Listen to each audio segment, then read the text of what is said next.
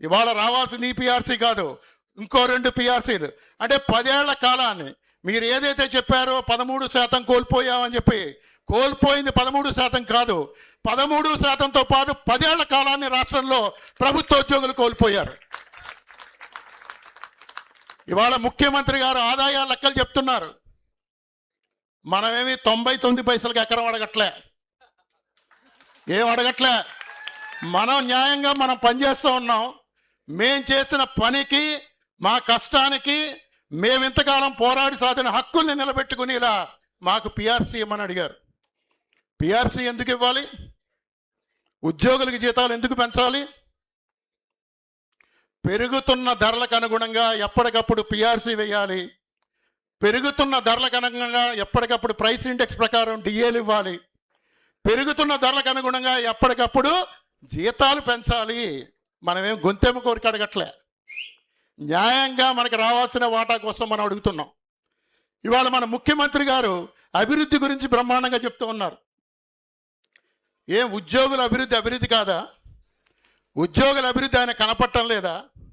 ఆదానీలు, అంబానీలు, పెట్టుబడిదారుల అభివృద్ధి మాత్రమే ఆయన కనిపిస్తూ ఉందా? వాళ్ళకి మాత్రమే 99 పైసలు కనిపిస్తారా? మనకిస్తే ఒక కళం 1000 ఎకరాలు కొనుక్కోలేమా 99 పైసలకి ఇస్తే? అంటే అభిప్రాయం, అభివృద్ధి మన అభివృద్ధి కాదు. ఈయన తెల్లారులేస్తే మాట్లాడిన అభివృద్ధి ఎవరి కోసం అంటే పెట్టుబడిదారుల అభివృద్ధి. ఇది గమనించకంతకాలం మనం మోసపోతూనే ఉంటాం. ఒక సామాజిక శాస్త్రవేత్త, ఒక సోషల్ సైంటిస్ట్ మాట చెప్పాడు, ఏ నాయకుడి పదజాలం వెనక ఏ వర్గ ప్రయోజనం ఇమిడిందో గమనించనంతకాలం మోసపోతూనే ఉంటారు. సింగిల్ వాక్యం, మీకు మొత్తం అంతా అర్థం వస్తుంది. వాళ్ళు మాట్లాడి మాటల వెనకాల ఏ వర్గం అంటే, మనం వర్కింగ్ క్లాస్, కార్మిక వర్గం. అంటే ప్రభుత్వోద్యోగులు మనం చాలామంది మేం కార్మిక వర్గం కాదు, రిక్షా నడుపుకునే వాళ్ళు, ఆటోలు నడుపుకునే వాళ్ళు, భవన నిర్మాణం, హమాలీలో వాళ్ళు కార్మికులు, ప్రభుత్వోద్యోగులు కార్మికులు కావు అని మన మధ్యతరగతి ఉద్యోగులకి ఒక స్ట్రాంగ్ బిలీఫ్ ఉంది. శ్రమ ద్వారా జీవనాన్ని సాగించి ప్రతి ఒక్కడు కార్మికుడే. అది మేధో శ్రమ కావచ్చు, శారీరక శ్రమ కావచ్చు.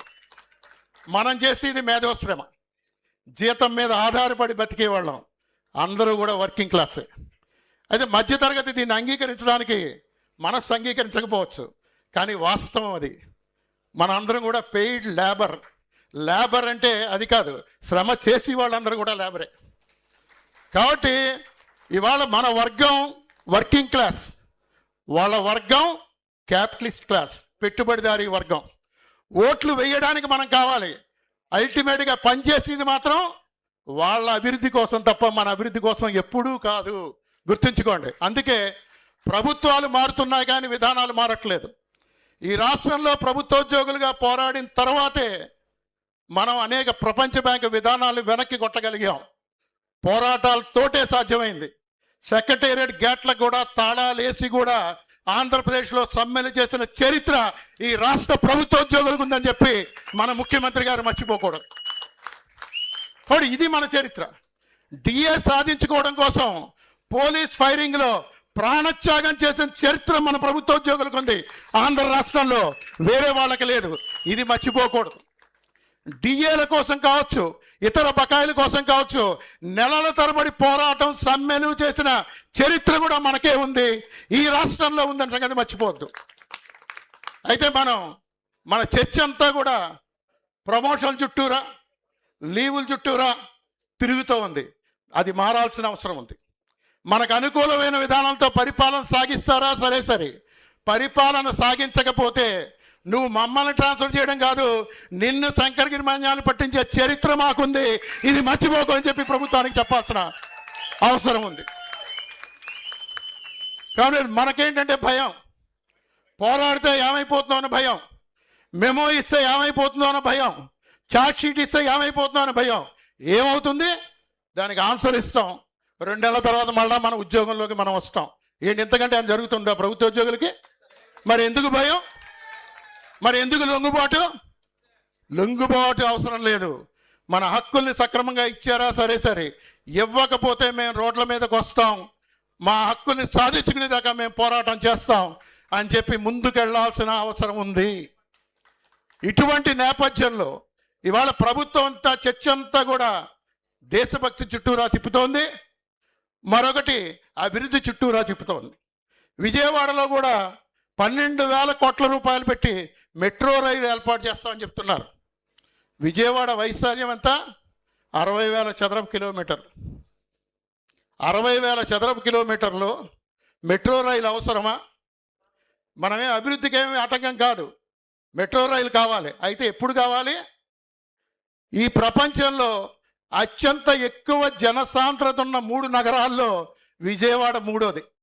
మొదటిది ఢాకా, రెండోది పాకిస్తాన్లోని హైదరాబాదు, మూడోది విజయవాడ. ఒక చదరపు కిలోమీటర్ వైశాల్యంలో 31,200 మంది బతుకుతున్నాం. ఇది విజయవాడ. ఇప్పుడు 12,000 కోట్ల రూపాయలు మెట్రో రైలు కట్టుబడడం కాదు, విజయవాడ నగరాన్ని ఇటు కంకిపాడు నుంచి కొండపల్లి దాకా కనుక, అట్లాగే ఇటువైపు గన్నవరం దాకా కనుక విస్తరింపజేస్తే 400 చదరపు కిలోమీటర్లు అవుతుంది. దీంట్లో 500 ఎలక్ట్రికల్ బస్సులు పెట్టచ్చు.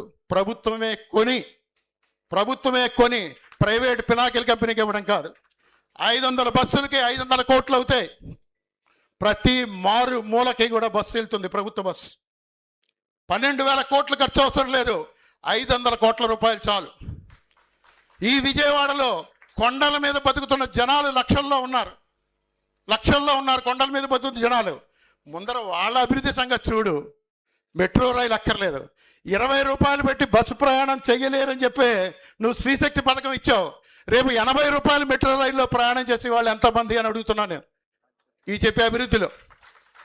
కాబట్టి అభివృద్ధి పేరిట జరుగుతున్నది సాధారణ ప్రజల అభివృద్ధి కాదు. ఏ అభివృద్ధి అయినా కానీ కేవలం కట్టడాలు మాత్రమే కాదు, ఒక సామాజిక భద్రత, అలాగే పిల్లలకి అందరికి కావాల్సిన విద్య, వైద్యం, నివసించడానికి ఇల్లు, అట్లాగే కనీసం మన భవిష్యత్ తరం మన పిల్లలకి అప్పులు లేకుండా ఉండడం.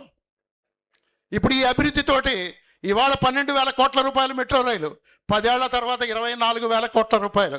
24,000 కోట్ల రూపాయలు ఎవరు ఖర్చు పెట్టాలి? మనమే. పెయిడ్ ఎంప్లాయీస్గా, శాలరీడ్ ఎంప్లాయీస్గా మనమే పెట్టాలి. అంటే మన పిల్లల మీద అప్పులు తప్ప మరొకట్లేదు. కాబట్టి ఇది అభివృద్ధి. ఇంకా చాలా అంశాలు మనం మాట్లాడుకోవచ్చు, సమయం తక్కువ ఉంది కాబట్టి మాట్లాడలేదని. కాబట్టి ఇటువంటి అభివృద్ధికి అంగీకరించడమా? 12,000 కోట్ల రూపాయలు మెట్రో రైలుకి డబ్బులు ఉన్నాయి, మనకు 5 డిఏ బకాయిలు ఇవ్వడానికి ప్రభుత్వం దగ్గర డబ్బులు లేవు. పెట్టుబడిదారులకి 99 పైసలకి ఎకరం ఇవ్వడానికి డబ్బులు ఉన్నాయి, మన డిఏలు ఇవ్వడానికి, బకాయిలు ఇవ్వడానికి డబ్బులు లేరు. అంటే ఎవరి కోసం ఈ ప్రభుత్వం పనిచేస్తుంది మీరు ఆలోచించండి. కాబట్టి ఇది ఇవాళ పరిస్థితి. ఈ నేపథ్యంలో మనందరం కూడా కలిసి ఐక్యంగా ఉద్యమం చేయాల్సిన అవసరం ఉంది.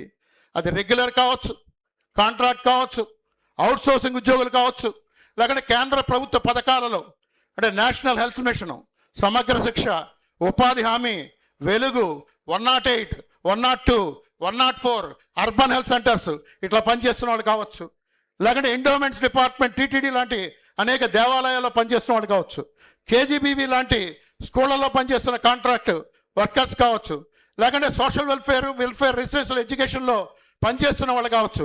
మొత్తం అందరం కూడా కలిపి ఐక్యంగా రాబోయే కాలంలో రోడ్ల మీదకి రాక తప్పదు. దానికి మీరు నాంది పలుకుతున్నందుకు మిమ్మల్ని అందరికీ ఇక్కడ ఉన్న వాళ్ళందరినీ కూడా పేరు పేరున మీకు అందరికీ కూడా అభినందనలు తెలియజేస్తూ, మీరు చెయ్యబోయే పోరాటాలు ఏదైనా, మీ ఆఫీస్లో పోరాటాలు చేసిన, బ్లాక్ బ్యాట్ వేరింగ్ అయినా, లంచ్ అవర్ డెమాన్స్ట్రేషన్ అయినా, రోడ్డు మీద డెమాన్స్ట్రేషన్లు అయినా, ధర్నా అయినా, మీరు సమ్మెలోకి దిగిన మీ పోరాటాలన్నిటి కూడా సిఐటి మీతో పాటు ఉంటుందని చెప్పి తెలియజేస్తూ ఈ అవకాశం ఇచ్చిన మీకు అందరికి కూడా ధన్యవాదాలు. సెలవు మిత్రులారా.